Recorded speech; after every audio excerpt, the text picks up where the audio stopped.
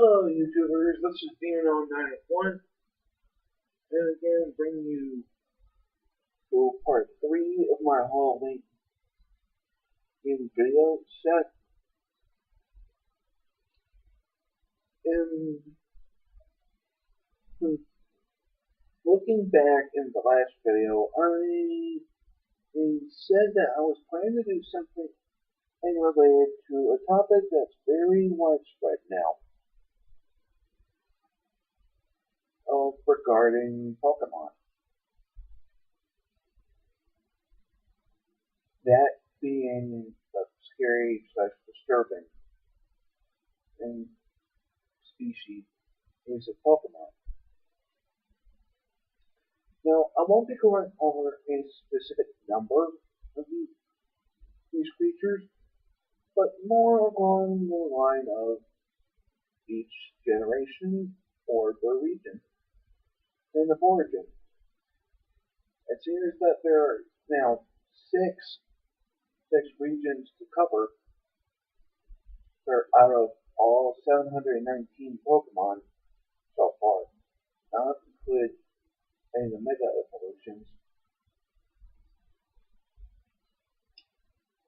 Since I will be going over each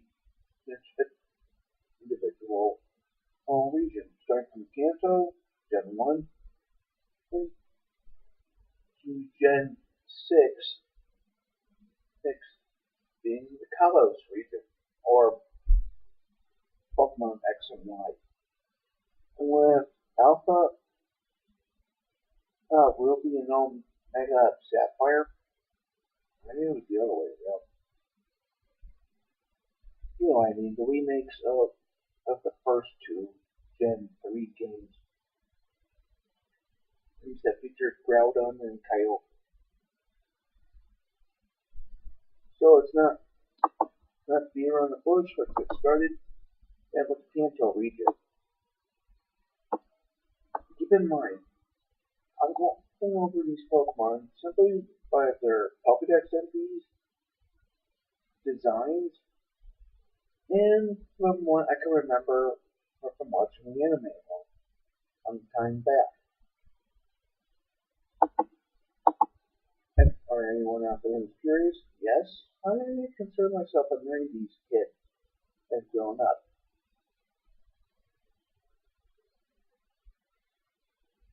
Anyway, let's get started. And lots of Pokemon to cover. The first one up this one, by the way, I'm going and by their numbers too. So our first creepy or disturbing Pokemon is Arbok,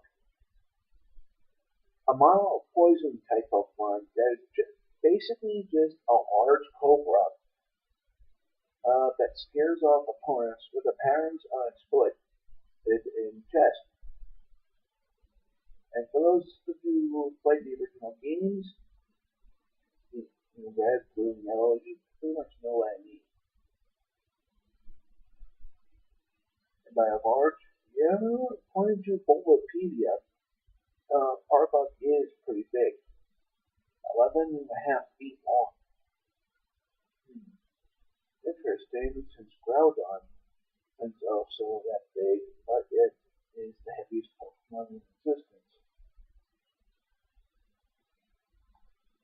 Another aspect that I find creepy about Arbok, other than the fact that it's a giant cobra, is the fact that it's not only venomous, but it can also constrict its prey, leaving them with little to no chance of escaping from its coils. Now, from what I can remember in the anime, Jesse's Arbok wasn't really all that disturbing. But there was one little quirk that still kind of stayed with me. And that being Arbok thinks that's Charizard. I'm serious, watch the old episodes and you'll see what I mean. Next one up is Ninetales, which is a mono fire type Pokemon. based off of the Kyobi no Kitsune or Nine-Tailed Fox. Nine-Tails is probably one of the most beautiful Pokemon coming out of Gen 1. However, that does not excuse it from being included in this series.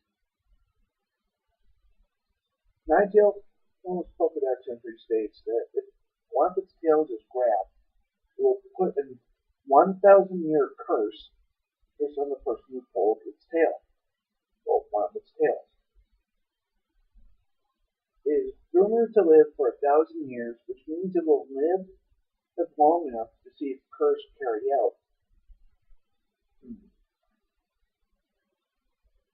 That brings up a very interesting question. What if you did by accident? Would it still count?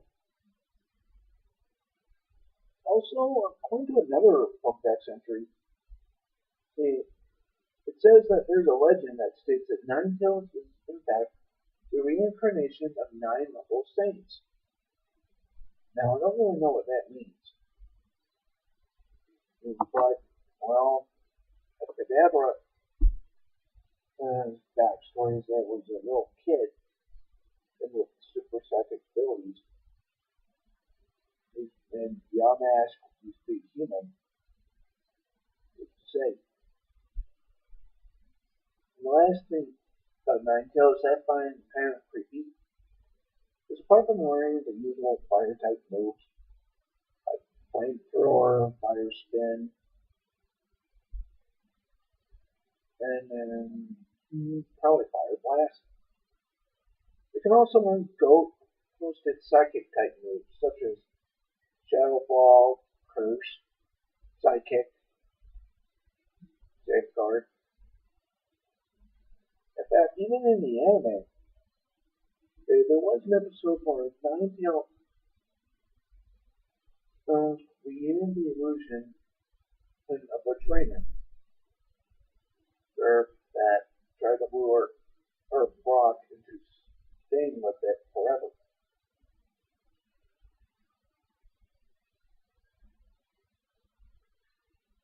Next one up is Golbat, which is a poison and flame type Pokemon, and then we welcome the Zubat.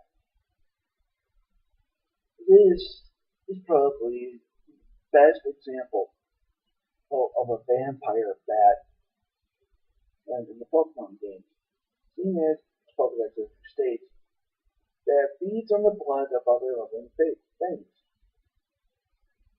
And it doesn't make it any better when you see its original sprite, with its long,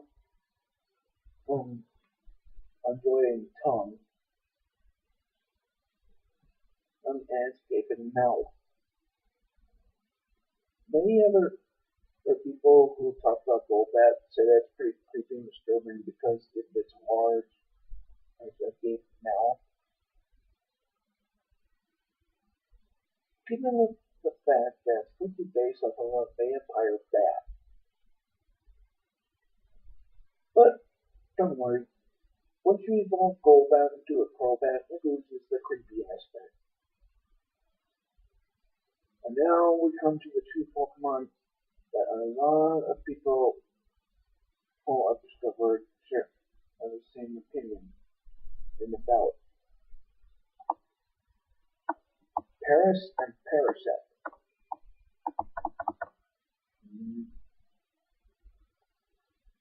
And we all know about Paris and Parasect. That's little quirks.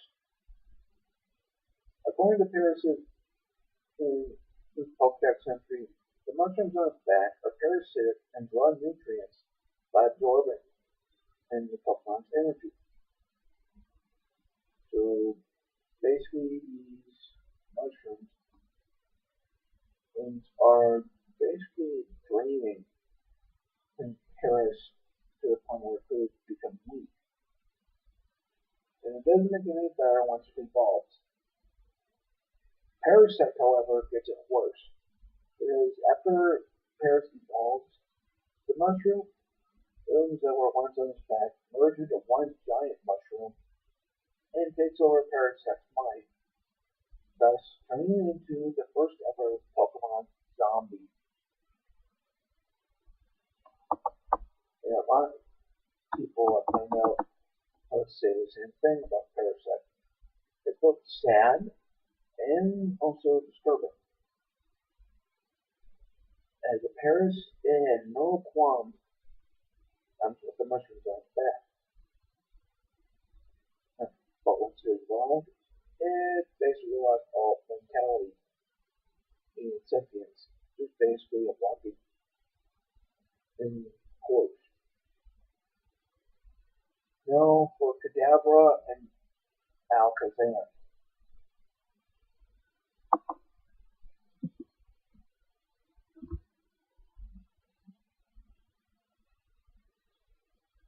Like I said before, there's a rumor that a boy with psychic powers woke up and discovered that he had transformed into Kadabra.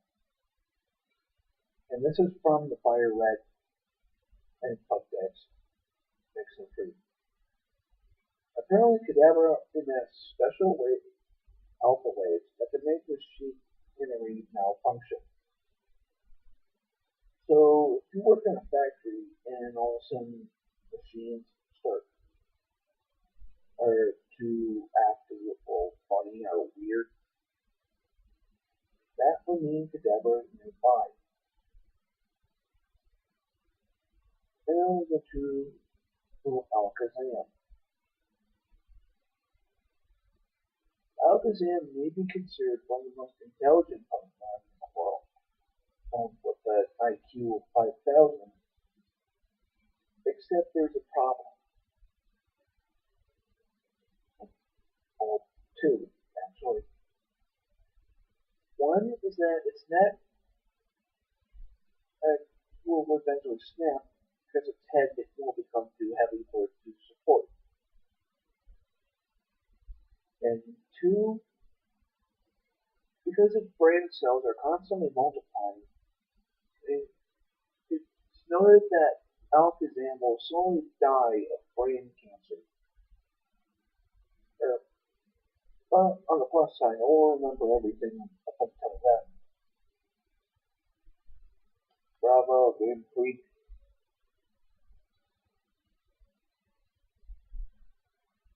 Boy, I don't know what that means. Must have been like, okay, Gens, we got a new book.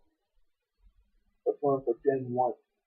And it's going to be Kazam. What can we make a Pokedex entry about? Well, let's see here. It's supposed to be look at Dabra's evolved form, and it looks more human. And it doesn't have that controversial star in its forehead, and it doesn't have that fat tail.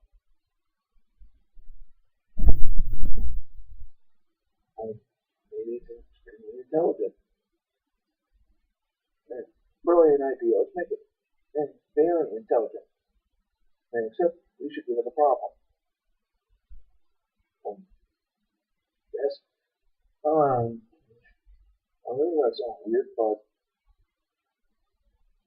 if we can have it so its brain cells can keep multiplying until it develops cranial cancer.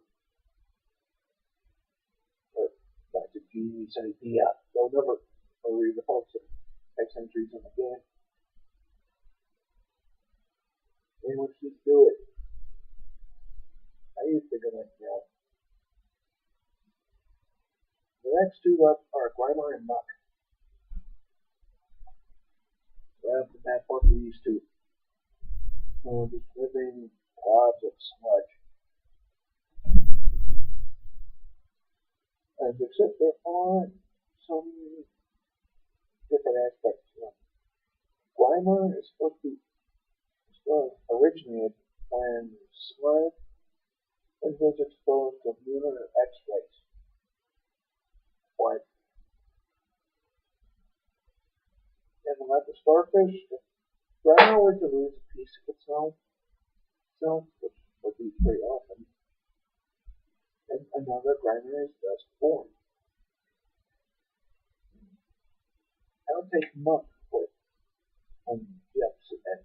Both Grimer and Muck emit toxic vapors and can kill plants wherever they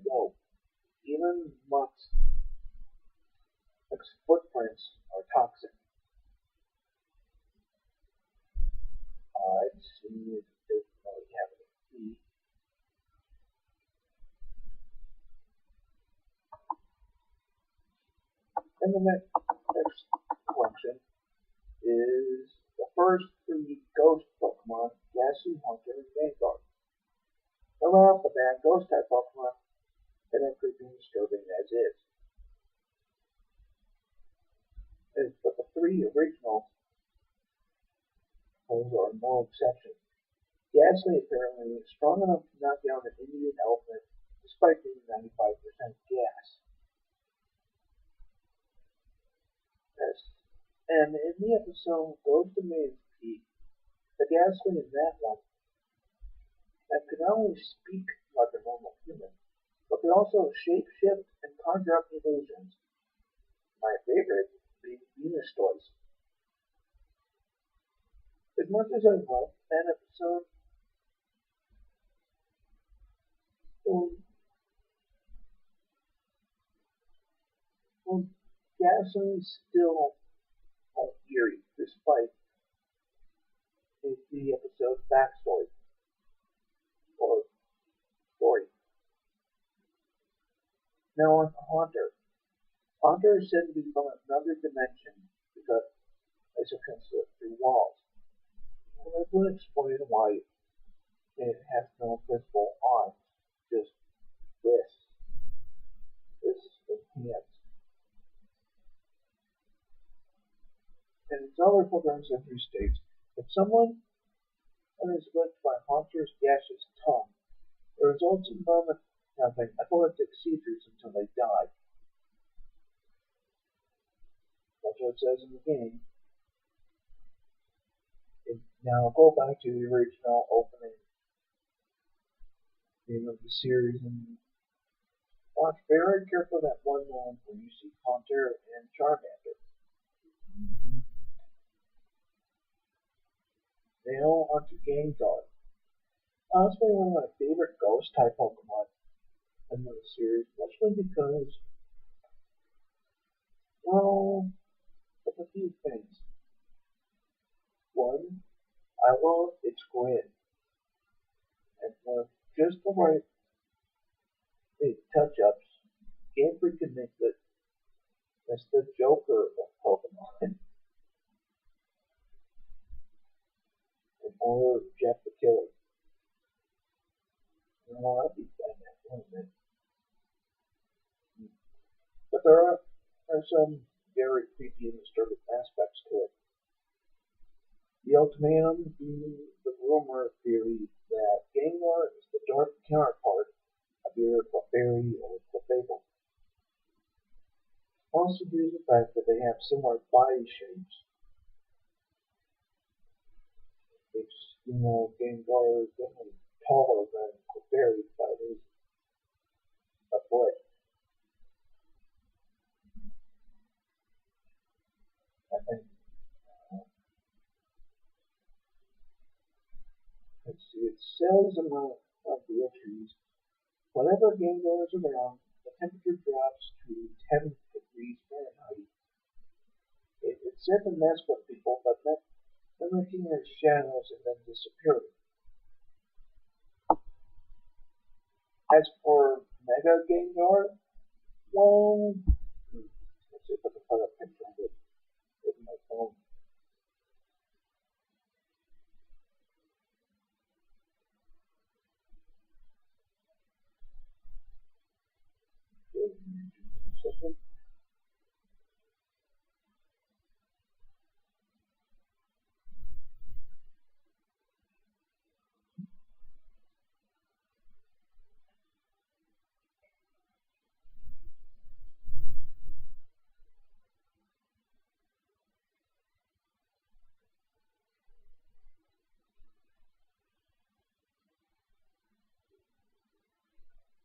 And it's too many families. Atomic. That's a good one.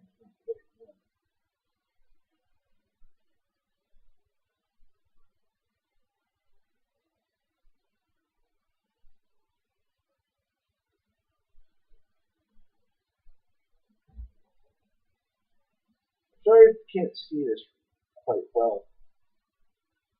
But Mega Gengar and right. here, where the one opposite that side is Mega Mawile. But anyway, the point of that was to show what Mega Gengar is supposed to look like in terms of the game.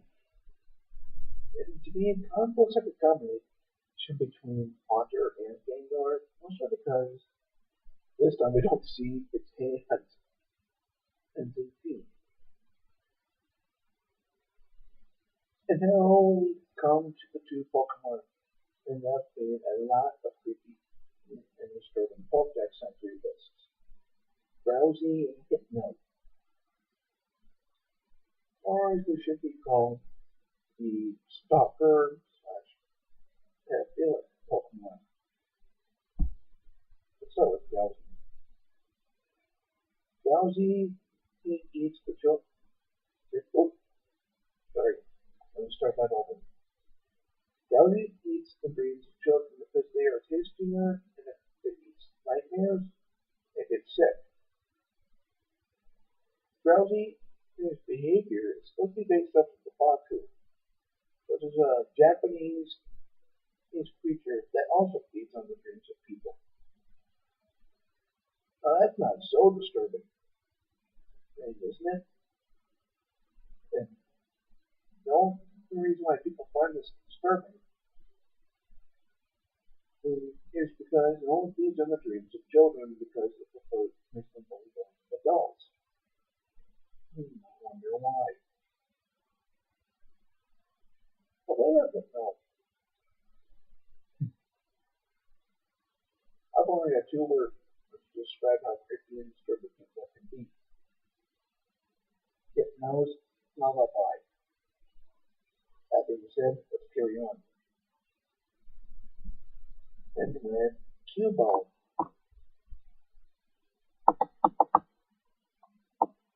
Now, a lot of people, myself included, feel very sorry about this one. And because of all the theories that surround it, and a lot of them actually do make sense in a way. The biggest one being why it wears a skull for a mask when you carry the bone. The reason why Cubone wears a skull for a helmet or a mask, as he holds a bone for a club, is because of a tragic and heartbreaking story about its deceased mother, who was murdered by members of Team Rocket. Her spirit is currently haunting in the Pokemon Tower in Lavender Town. And so, to remember her, Cubone must wear her bones as a sort of mournful memento, if that makes any sense. The chiming sounds that are heard from its mask are Cubone's tears streaming down. Oh, it looks at the moon and cries when it sees the image of its mother in the sky. I will be honest, that's probably one of the saddest things that happened to me and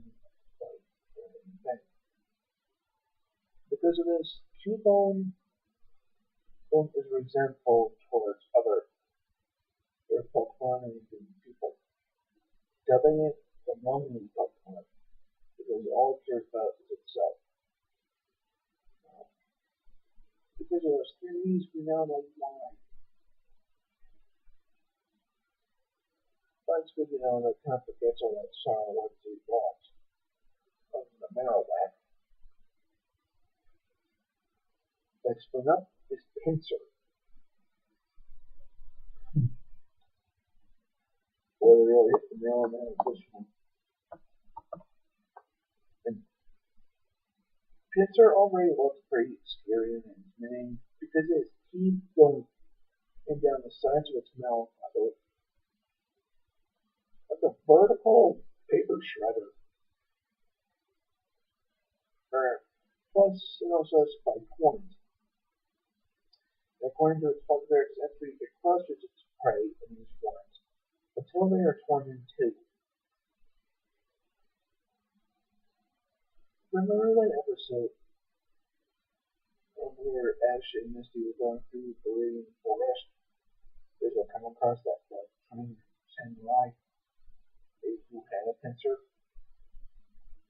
Well, the animators were kind enough to give it as a graphic example of what would happen to Metapod when once pincer got a hold of it and its forms.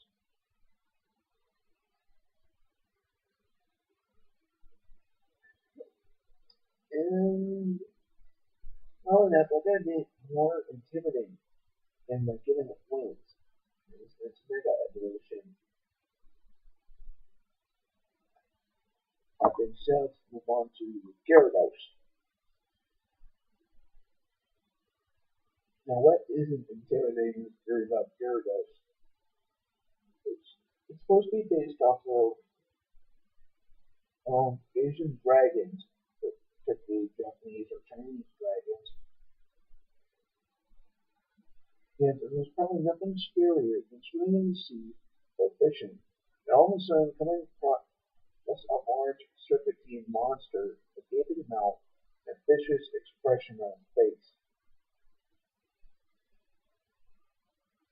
Known as the atrocious Pokemon, Gyarados is strong enough to destroy large cities from anger.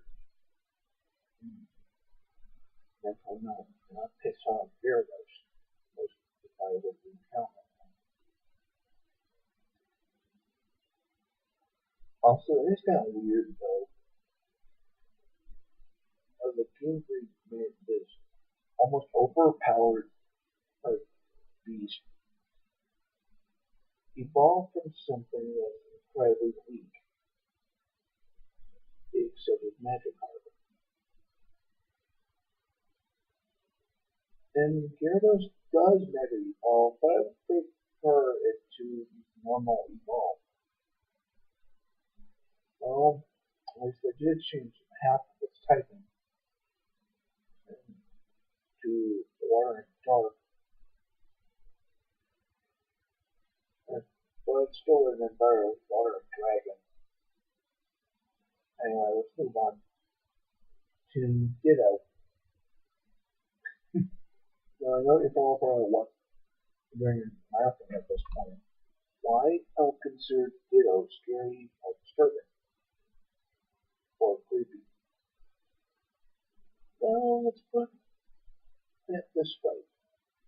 Ditto is one of the only Pokemon that can learn or knows to transform, and thus can become anything or anyone, making it highly unpredictable and incredibly dangerous. And as I discovered, it's also one of the most overpowered Pokemon to exist because of this. Now, there's also a creepypasta theory is saying that Ditto was actually the first failed attempt to clone Mew. And this is somewhat true due to the fact that both of them have the same shiny colors. Both of them are the only two Pokemon that can transform. And Ditto can transform into any other Pokemon. Mew is supposed to be the ancestor of all Pokemon. It does make you think, doesn't it? Messing up this Porygon. Now, before any of you start barraging me with insults like, there's nothing scary about Porygon. I am tell that to Japan and where it originated. All I'm saying is that any Pokemon that causes numerous children to suffer from epileptic seizures and get banned from the anime altogether, also includes its evolved forms, is worthy of being scary. But this is also one of the rarest Pokemon you can get in the game because you gotta buy it in Selenon City once you raise enough coins and from the casinos.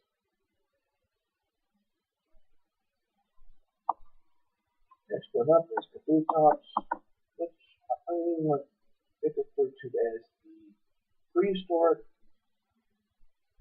or cousin to Scyther, because both of them have blades for arms.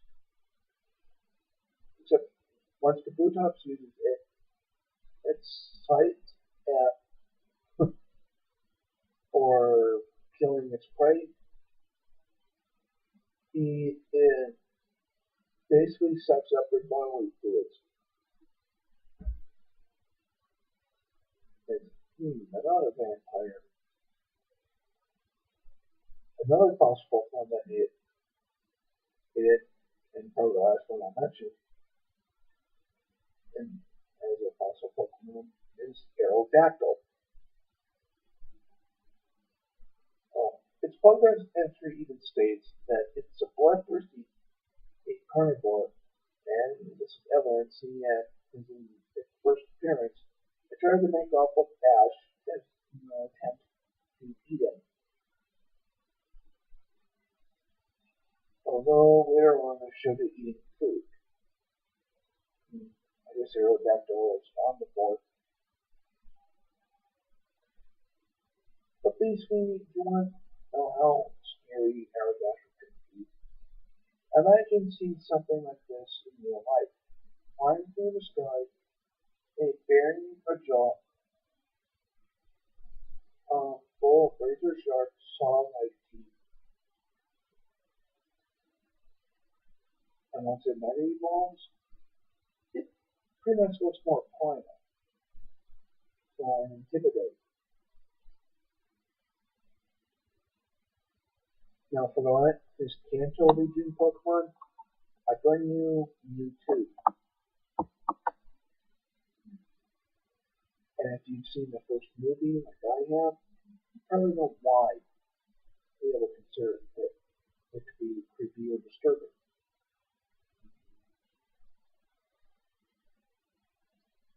Also because Mewtwo thinks itself as being above all other Pokemon. And in the first movie, it destroyed is the very lab that was created in, as well as the scientists who created it. It attempts to cause an apocalyptic storm to wipe out all humanity and any Pokemon that is in the possession of the trainer.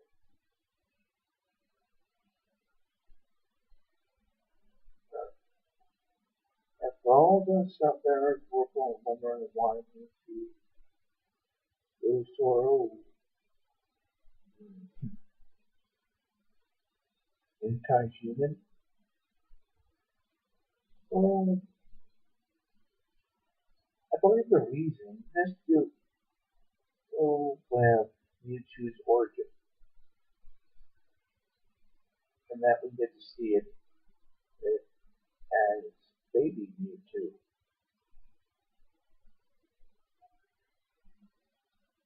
So basically, here's how I'm going to explain without giving away too much information.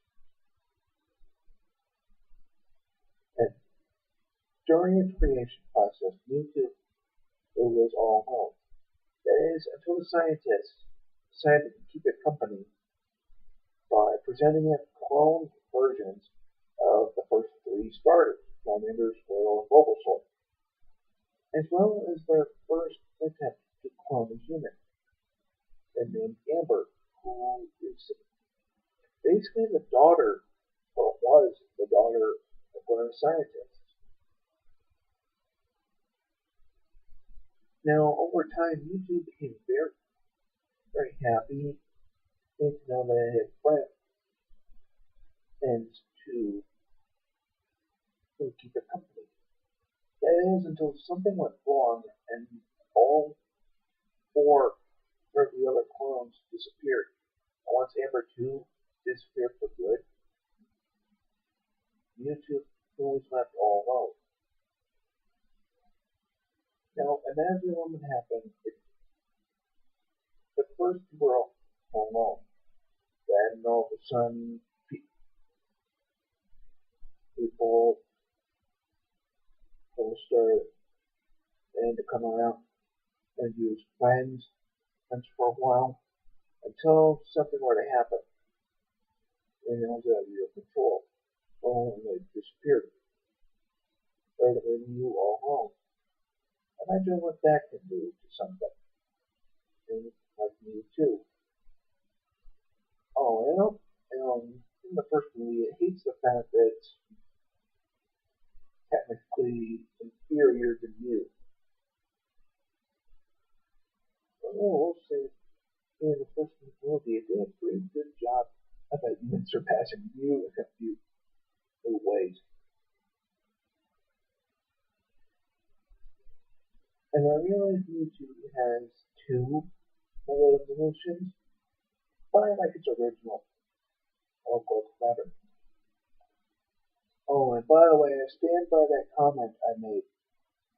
And I'm the person who said, and that it's YouTube's tail, almost starting and on the front is a phallus symbol or something like that. I only have one more thing to say. Hey, have you seen the back sprite?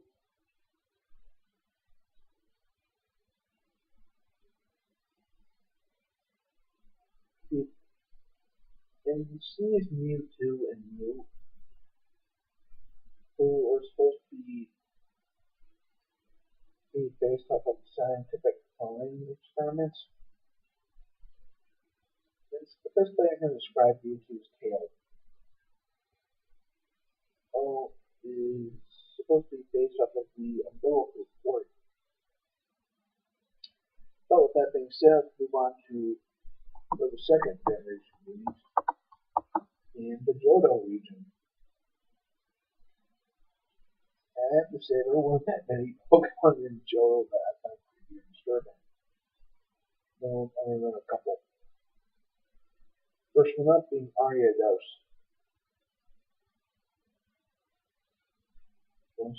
Basically a large spider with a creepy face with pattern on the back of its abdomen. And on DeviantArt, I have seen fan art on what an evolved form for Ariados would look like. And from what I've seen, they would never look any creepier. They're more like the ogre spider. Next one up is Mistress, which is kind of like the female counterpart of Ghastly. Seeing as Ghastly is basically a disembodied face and a ball of gas, Mistress looks like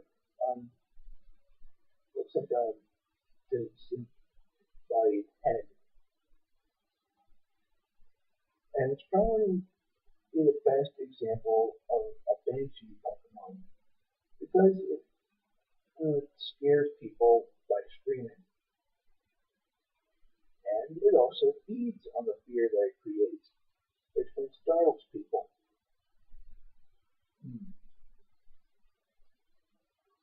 But perfect Pokemon for Halloween, as well as Houndour and Houndoom. Both Houndour and Houndoom are based off of either Cerberus, if they're in dogs and fish mythology, or Hellhound, both because of their coloration and their design.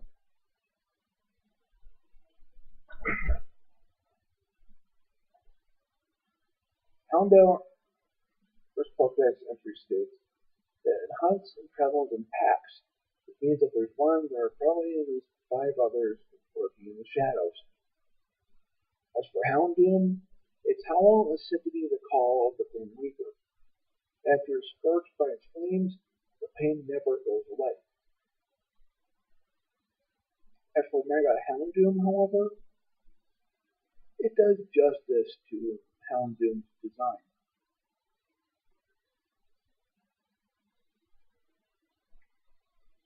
And the last Johto region Pokemon, Tyranitar, which is basically the Pokemon equivalent of Godzilla. In fact, I didn't look on this Bulbapedia page.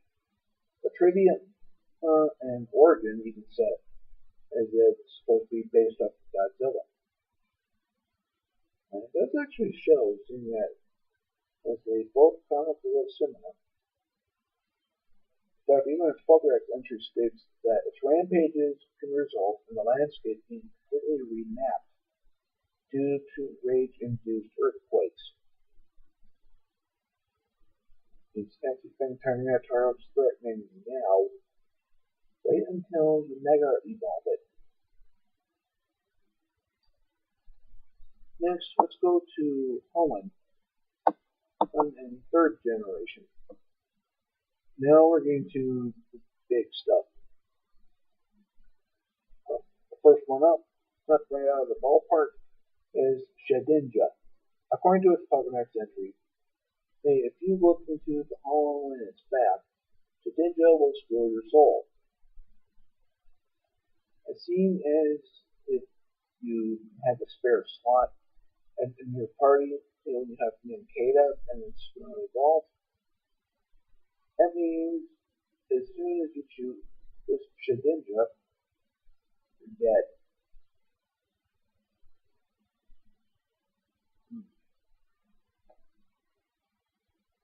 And so far, this is the only bug in Ghost type.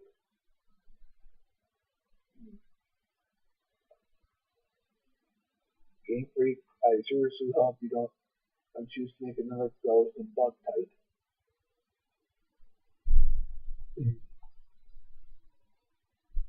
Maybe they might.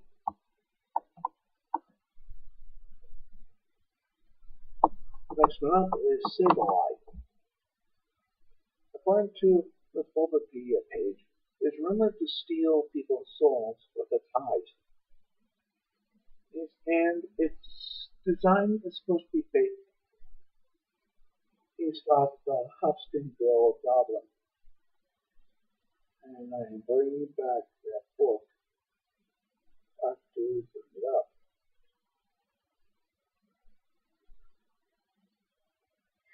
Here it is.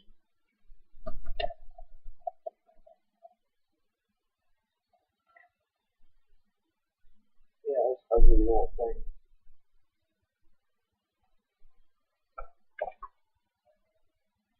And the Hopkinsville Goblin, what with diamonds for eyes and a jewel-encrusted body. And according to one of the Pokédex entries, its diet of gems resulted in its eyes turning into gemstones or diamonds. I like that. Apparently, this is the Pokemon equivalent to Goblin / Smeagol from Lord of the Rings. Because, well, it lives in dark caves where there are lots of shiny gems to dig up. And if Sableye could speak, it would probably sing something like, hot sauce. That's full of hot salt.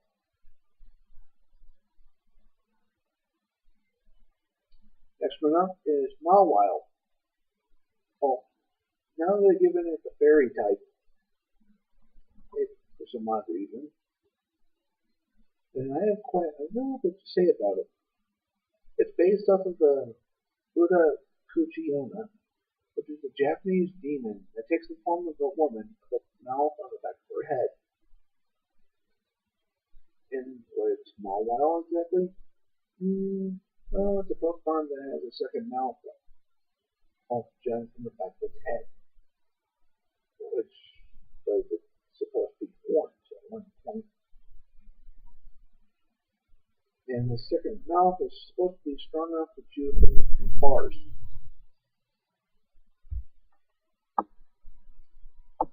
Next one up, Swallow. Or they like to call it the Pokemon Blob. Swallow spews toxic fluid on prey and then swallows them whole. The only thing that stomach acids cannot digest, however, is its own stomach. So does that mean it can digest the rest of the body?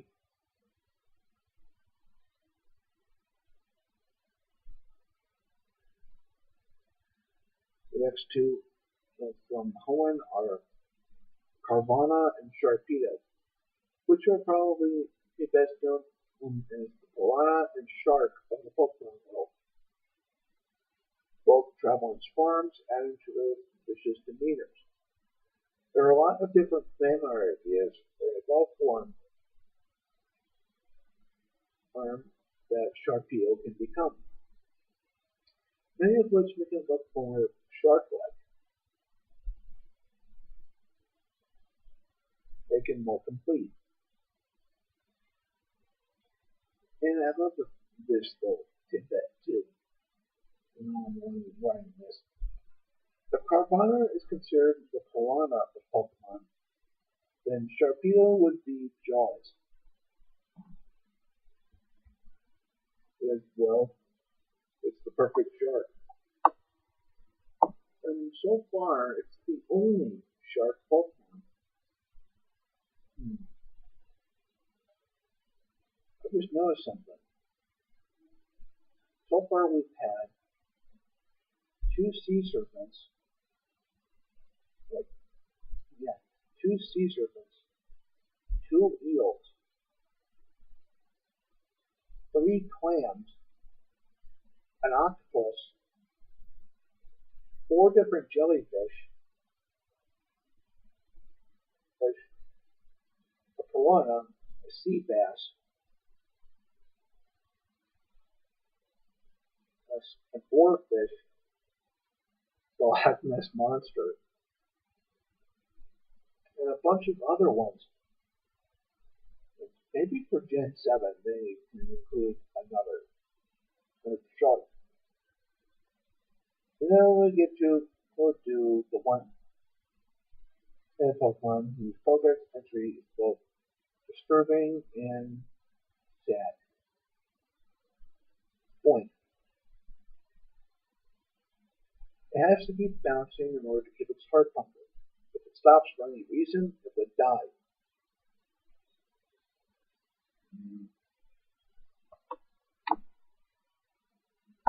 Cacturn. It resembles a scarecrow-like cactus that only moves around at night. It follows travelers in ragtag groups waiting for them to tire.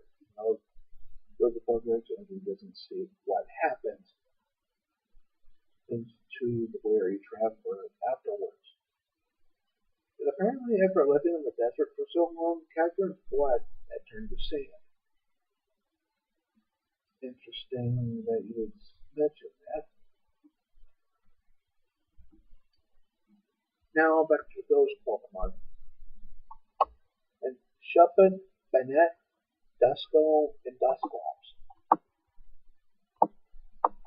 Shuppet grows by feeding on dark emotions, such as jealousy, vindictiveness.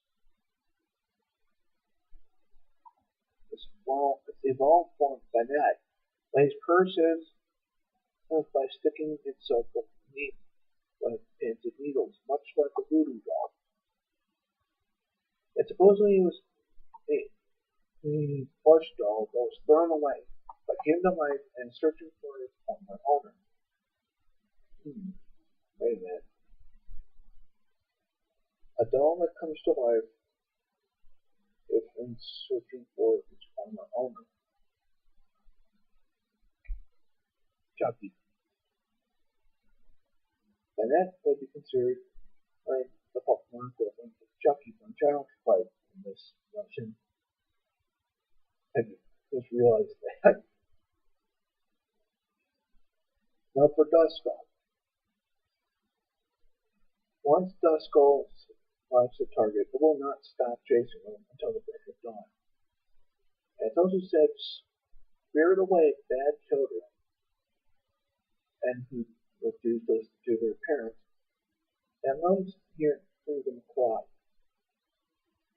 It It should also be noted that Dusko's design, and now that I look at it more closely, is a little disturbing in a way. Seeing as the front of its face is just basically a skull mask, and between its eye sockets is a single red eye.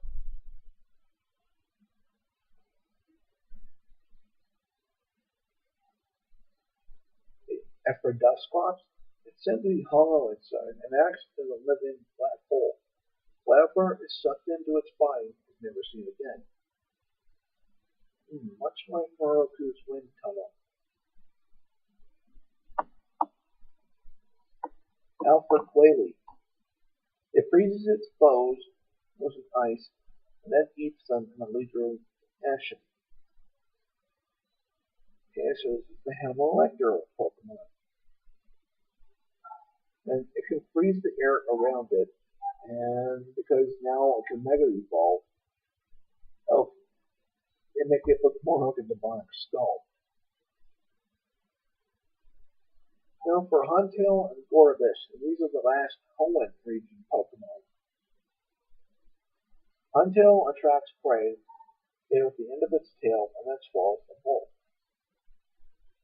Okay, nothing too disturbing about that. Let's see, Gorbis. Gorbis drinks into prey bodily fluids despite its elegant appearance. Although later on, its Pokedex entries were changed from being a siphoning vampire to a seaweed. And like I said before, both of these two are based off of different types of eels. Gorbis is supposed to be based off of the snipe eel, and Huntail is probably more or closely resembling a wolffish or moray eel.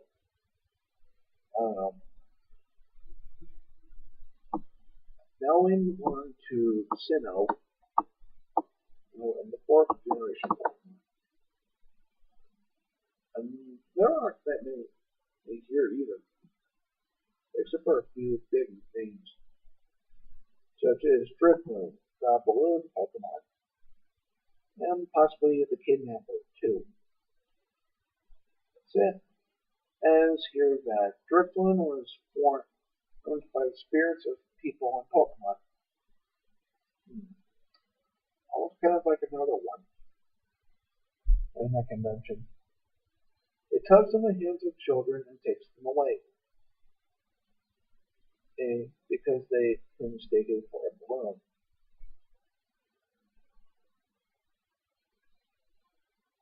Oh, Gantry, what is it with you? So, and these children-based Pokemon. And first you have one that feeds the dreams of children, and you have to evolve into something. And it's going to hypnotize them and grow up away. You have one that takes what's bad and then they behave with children and it likes to make them cry.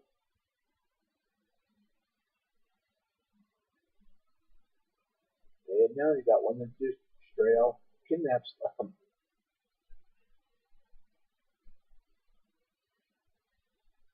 Optimus Magius, which is the evolved form of Mischievous.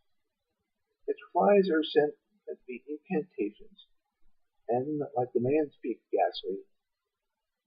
The Mischievous, Miss Magius, I don't know how I almost said mischievous.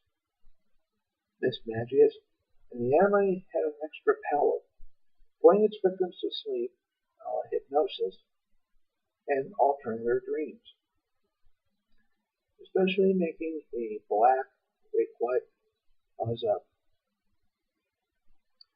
Next ghost type, it being Spiritomb.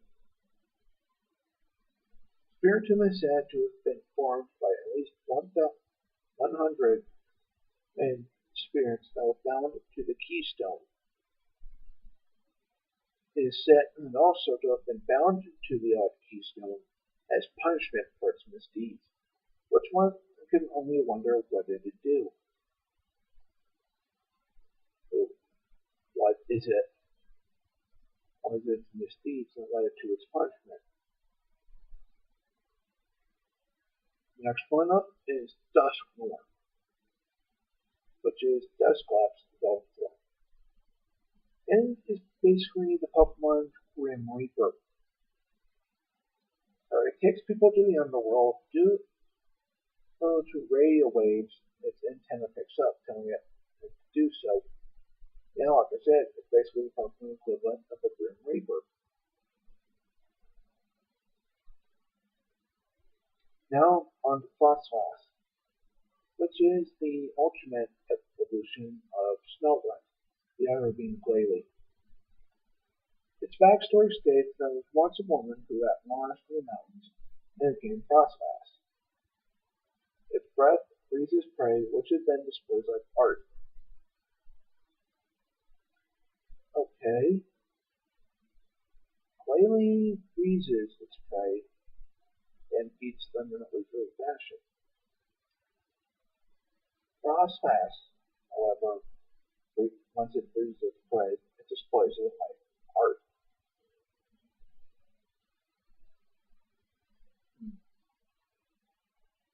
I'm trying to blank on what this sounds so familiar. But it should be noted that the origin of Frostlass is probably based around the legend of Yukiona, which is the Japanese snow spirit. Next one up is Rotom, the poltergeist of the Pokemon universe. This is because, well, it can take on different forms by possessing inanimate objects, as well as changing its secondary type. And in the game, Pearl, Diamond, and Platinum, you only get short glimpses of it, and when you go through one of the rooms in the old chateau. Keynote, watch the TV. Eat and click on it. You'll always see something that says something is watching you. Next one up is the legendary Pokemon Giratina. Yes, there are a lot of theories and rumors about Giratina. The most common being that it's the Pokemon Devil.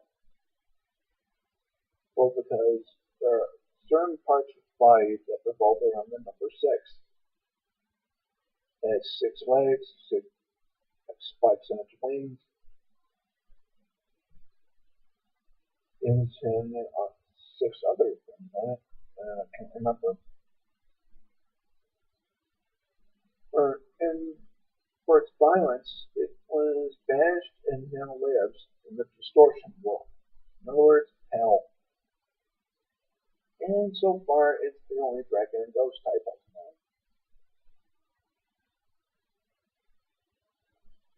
Yeah, Gen 4 is basically loaded with ghost types. And the last one for Hoenn is Darkrai.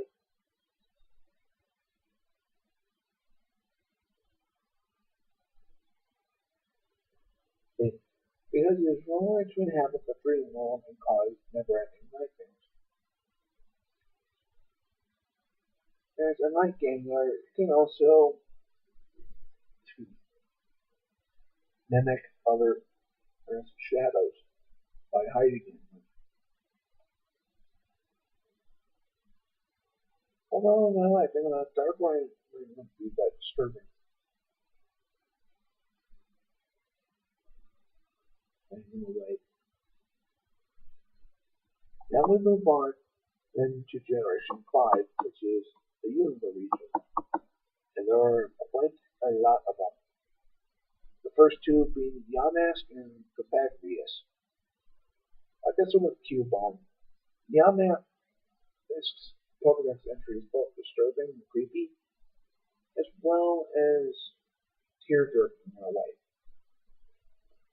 Metaphorically speaking, I mean, it carries a mask that is said to represent its face from when it was once human.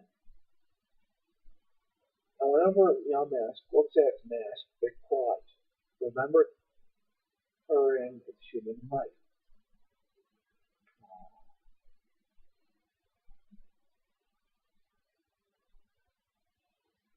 Great. Game for Kevin Brain.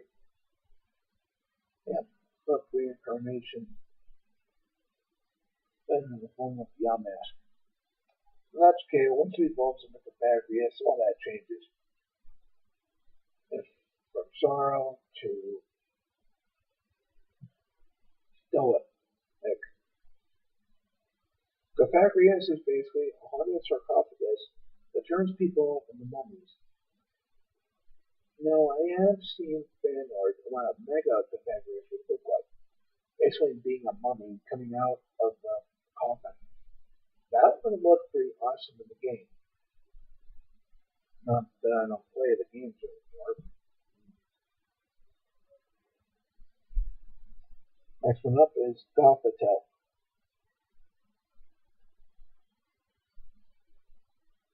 Oh yeah, Pokemon Black, Pokemon White have some very unusual exclusive psychic type Pokemon.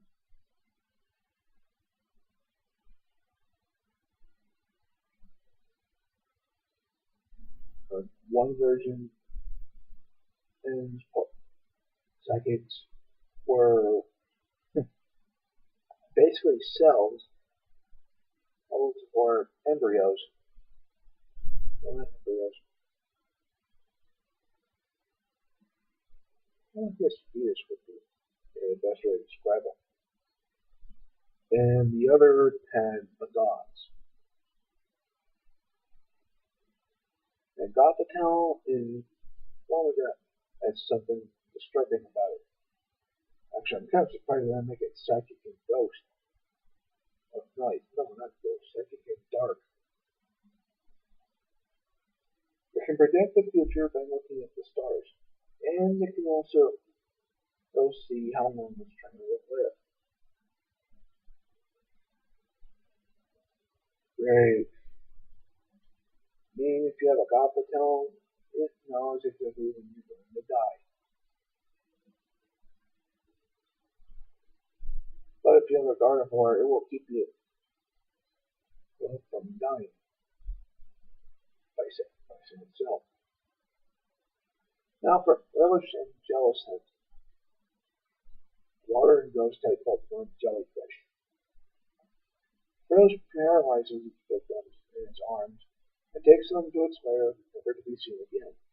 Jealousness, however, feeds on life energy and is sent to live in a castle of ships that it has sunk. So basically, Jealousness is the Kraken. Actually, I'll make a much better Kraken than Tentacruel. Now what? What am I saying? Tentacruel makes a better Kraken because it's bigger. I know I gotta look back for the sizes. And not to mention, and at the male, old Jellison has a death stare on it. Seriously, what the hell's with the mustache? Electros. This Pokemon drags its prey and attacks prey and drags them into the ocean after electrocuting them and its suckers. And based on its design, I believe it's supposed to be either based off of the hagfish or lamprey, because well, there are animals out there that have that kind of mouth.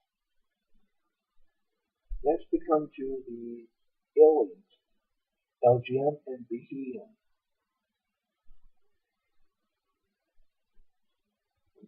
LGM causes unbearable headaches by telepathically compressing its opponent's brain. Basically, this explains a lot about Saida, like in the anime. And there are rumors that LGM and Behem are actually aliens that crash landed in on Earth over 50 years ago.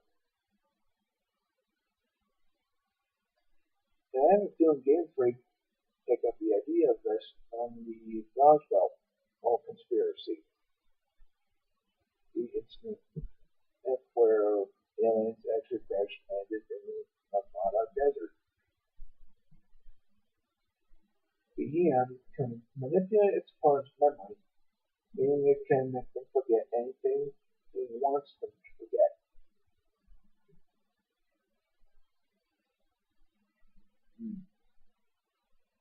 Which make it very good Pokemon for the CIA to have. Next, we come on to the three Candle Pokemon. Litwick, Lamquit, Lampent, and Chandelure. All three of these being ghost and fire types. Litwick absorbs life force from others in order to fuel its flame. Lampent arrives when someone is about to die and steals their soul. Well, as it searches for fallen spirits, which it absorbs in order to fuel its fire. Chandelure hypnotizes the opponents by waving its flames, after which it steals their soul and burns them as fuel, leaving a shriveled husk post-one as a living being.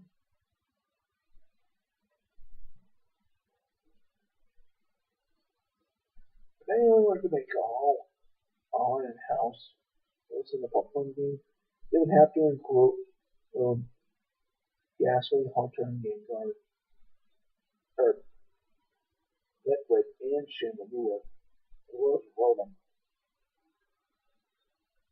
and Banette. Now we come to the Vultures. Balabi, sorry if I pronounced it wrong, Balabi and Mandibuzz. Both Pokemon are based off vultures and wear bones, much like Cubone and the Marowak. Basically, this is kind of how I can explain how that might be to some people.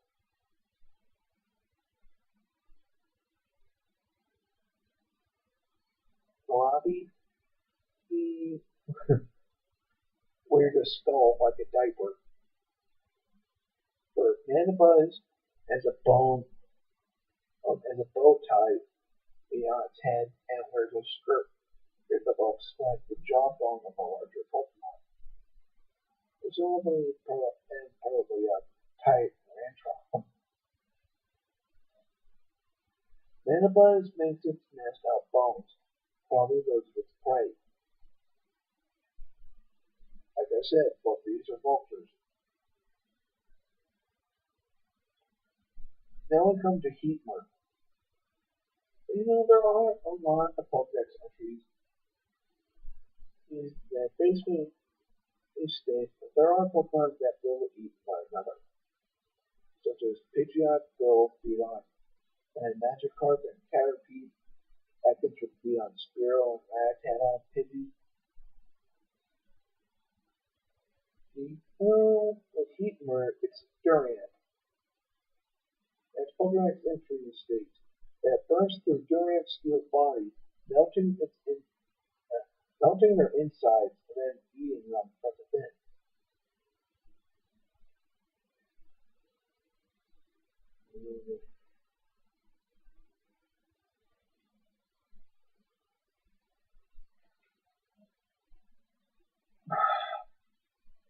Next one up is Hydreigon. Now, a lot of people keep mentioning how cool Hydreigon is because it's the first fully evolved Dark and Dragon type Pokemon. And then that's 3 heads, which is awesome. But they forget to read the Pokedex entry. It states that it can use all 3 heads to consume and destroy everything in its path. Its origin and is taken from the Yamaino Orochi, which is basically a giant multi-headed snake, shaped like dragon. The Hydra from Greek mythology, and an Arabian demon by the name of Azidahaka. You know what Azidahaka is? Let's look him up.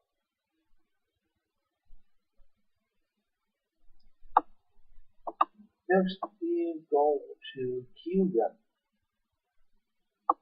And one of its scary aspects is that there is an old legend that states that QM supposedly killed and ate humans. In the Pokemon world of prehistory, this was the biggest enemy known to man. And, and also, QM is supposed to be an alien and dragon that generates ultra cold energy and that grows its own body when that energy leaks out. No, now leaked out. And not only that, but the fact that the first Pokemon fused was with two other Pokemon, Reshiram and Zekrom. It could be a triple threat. And the last is Unova region Pokemon is Genesect. It is another Pokemon that was created by an evil organization. Mewtwo is supposed to be created for the use of Team Rocket. Genesect was supposed to be created for the use of Team Galactic. Apparently there's a theory that Genesect was once a Kabutops that Team Plasma, yeah, it was Team Plasma. I don't know why I said Team Galactic earlier.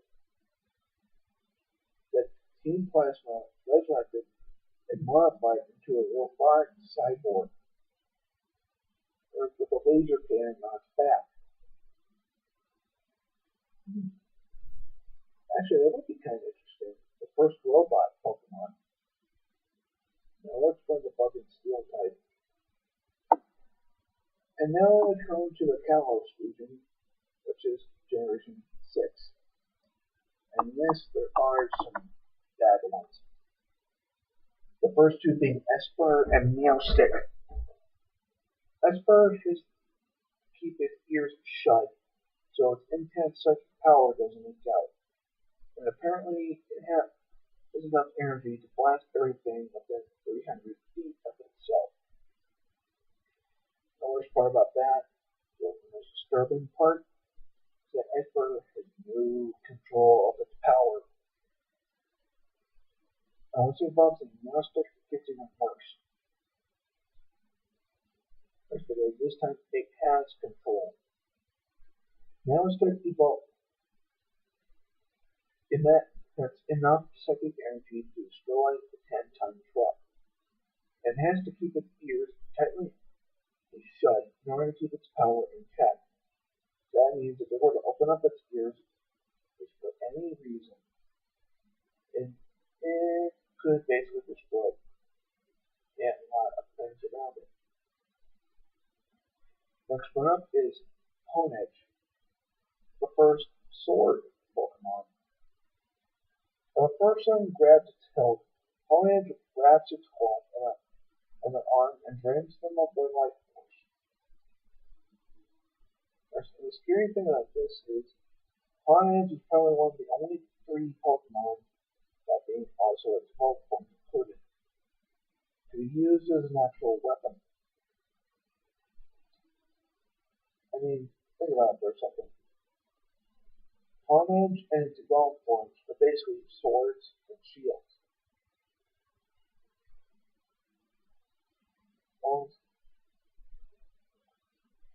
And if you were to use it Honedge as a normal sword, you would probably die. There's 2 uploads, Inkay and Malamar. Inkay, I can't speak today. Inkay, it drains its opponent and is willed to fight by flashing its spots. Now, Malamar wields the most compelling and hypnotic power of any Pokemon, which it uses to force others to do its bidding. It grabs its prey, hitting its tentacles before using digestion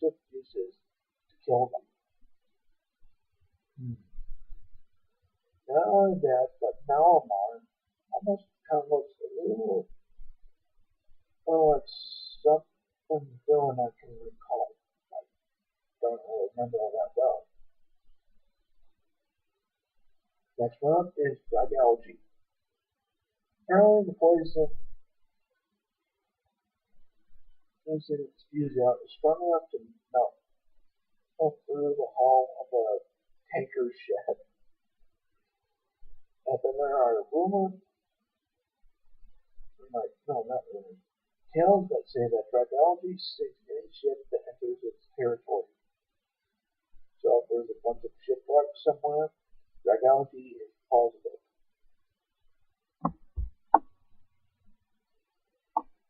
Next, we come to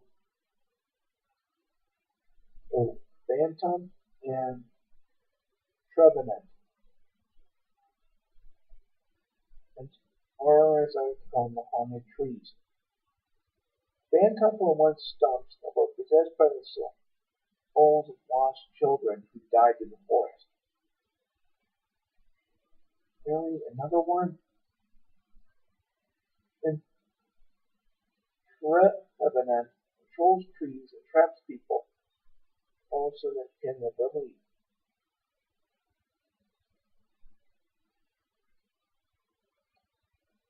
Spirit, it's of lost children, and inhabiting tree stumps is one thing. But a tree that can control other trees, make it so you can never escape its forest, is another. Next we come to two other Pokemon that I would expect for Halloween. Phantom, no, not Phantom, I already said that. Pumpkaboo and Gourgeist. These two are probably the only Pokemon that have varying sizes. Pumpkaboo is said to be inhabited by spirits. And Gourgeist it wraps its prey in its arms, singing while it watches them suffer. Okay, that's just kind of sadistic. And finally, we come to our last Pokemon in this video. Yveltal. Now, you want to know why I consider Yveltal to be creepy, disturbing, and scary? Oh, it has something to do with its Pokedex entries. Both of them. It becomes immortal by absorbing the life energy of every living thing and then turning into the cocoon as it sleeps for another 1,000 years. Yveltal is said to be the personification of the bubonic plague in this manner. I'm not quite sure what Yveltal's design is supposed to be. According to Wikipedia, its design is supposed to be based off of the letter Y. Which does make sense with sprinkles of wings and tail. But basically, it was sleeping for 1,000 years. There's one almost makes it sound like this is a dark phoenix. Which, for those who don't know that much about mythology, once a phoenix becomes 1,000 years old, maybe it's 1,500, I don't know, it sets itself a flame and comes back to life as a chick. Yveltal, on the other hand, and when its life force is about to go out, will kill everything else in order for it to stay alive. Question. And I have said this for this video. If Yveltal kills every living thing, say by absorbing their life energy,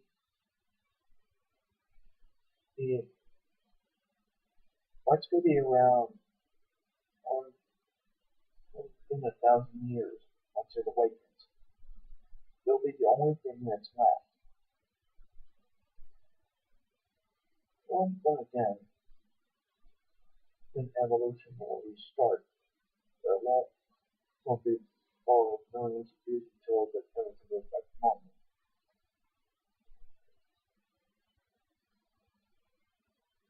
But I just love of it. The trivia for your battle is saying that it's basically the Pokemon equivalent of the Coupon play. Very historically disturbing and frightening, but does leave one to wonder what it can do in the anime. I mean, let's face it, and the Pokedex entry is in the game don't really only bring any evidence to the anime page themselves.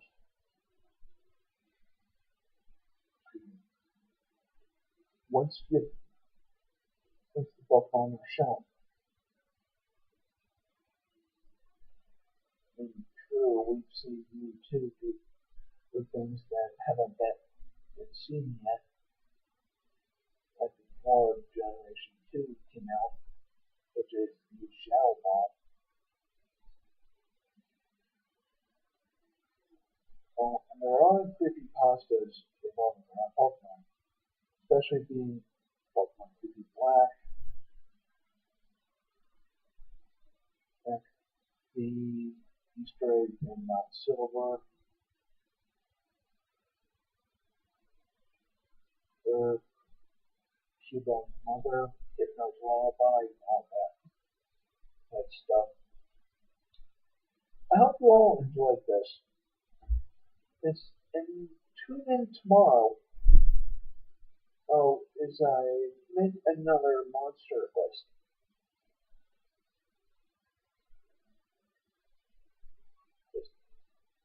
This time, I'll be going over monsters from normal mythology. No monsters from any film. Well, let me start that one.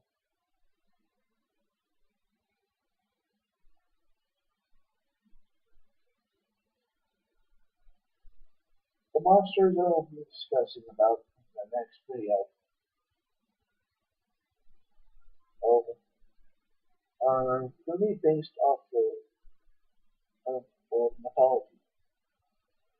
That means no monsters that are seen in movies originated from movies, TV, books, not like books, I mean like manga, and that kind of stuff. Although I will be doing movie monsters later on. And tune in Halloween night as I make my Halloween special. And trust me, I've got something really good in store for Halloween. And you might say tonight, we have come up with something incredibly well put together.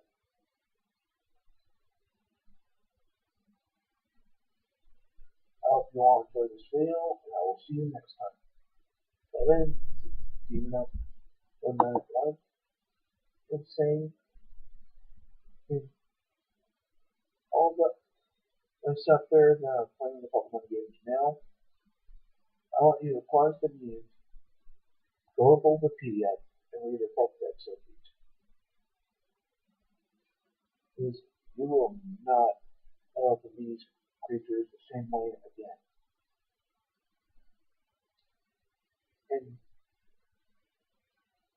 And all of us out there should be pretty lucky that these do not exist. So if they did, we would be screwed big time.